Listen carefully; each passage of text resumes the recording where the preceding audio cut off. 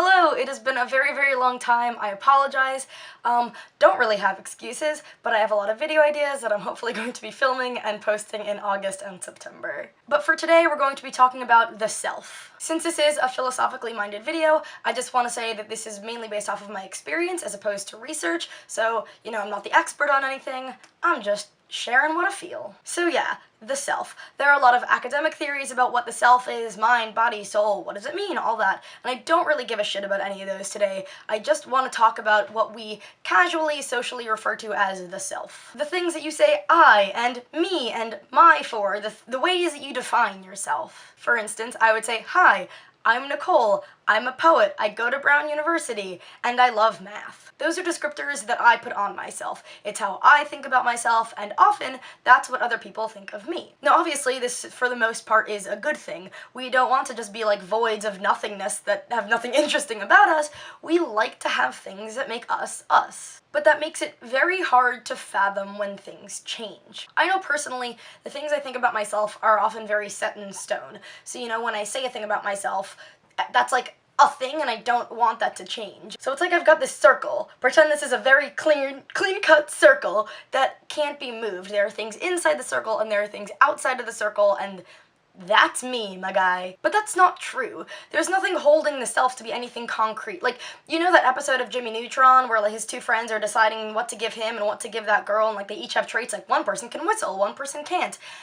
That's not how we're made. It's not like we have these descriptors that are actually tied to us. And I have two stories to go with this. This isn't just me trying to spew some baseless bullshit at you. Like I said at the beginning of this video, I think of myself as someone who loves math, who's usually good at math. That's a thing that I've been my whole life, since I was in elementary school into high school. I love math, I'm good at it, all that. And then I get to college. I take honors multivariable calculus, and I'm shit at it. I'm so absolutely bad at it. It doesn't come to me intrinsically. With work, I can't get it. It just completely eludes me. And suddenly, I don't feel like myself anymore. Because I'm fine with not being good at things. You give me a tennis racket, no, I'm not fucking good at tennis. I love tennis, but I'm not good at it, and I'm cool with that. But the instant I wasn't good at math, it wasn't that just I felt bad about myself. I felt so un-Nicole.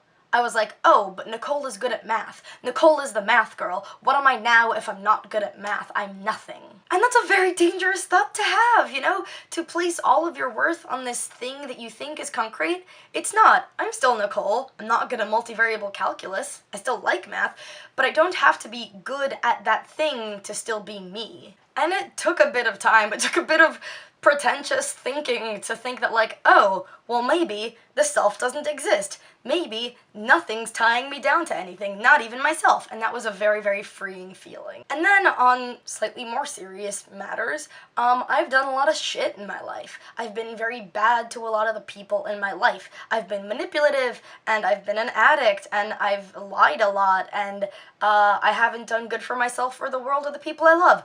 Basically, I just don't think of the Nicole in the past as a necessarily good person. So I have this label tied onto myself that I just think I'm a bad person. I can't help it.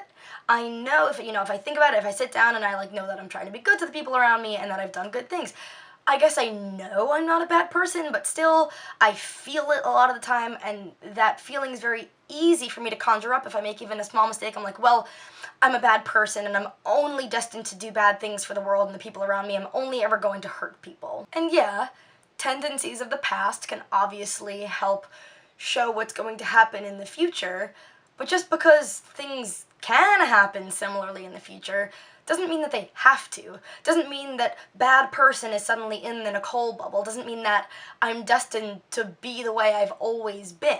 I think that a lot of times. Literally every small mistake I make, I end up crying because I realize, well, this is all I'm ever going to be. And that's not fair to myself. It really isn't. Just like Nicole can exist without being good at math, Nicole can exist without being a bad person. And I don't give myself that chance a lot of the time. I just go straight to, what's the word I'm thinking of? Despondent. That is the word I'm thinking of. I'm so quick to get despondent about everything, and I just don't give myself that chance. And it's not fair, because guess what? The self doesn't exist. The things that I think about myself can be true, but that doesn't mean they have to be true. So yeah, Don't put so much pressure on yourself to always be the person you've always been. My left eye has been twitching this entire video. What the fuck? I don't know. Thanks for watching. Let me know what you think in the comments if you've got any thoughts about the self, or how concrete the world is, or just anything at all. And yeah, you'll see me next time.